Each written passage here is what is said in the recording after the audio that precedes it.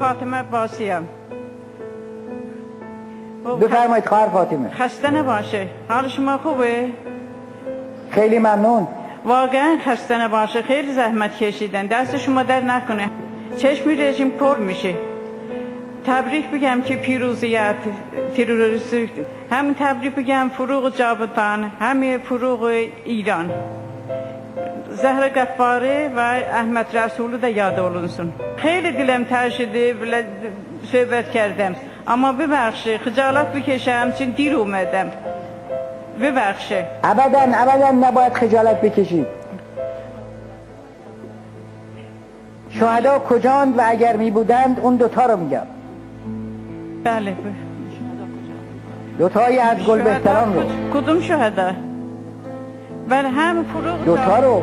فروغ جاودان، زهرا غفاری، احمد رسوله.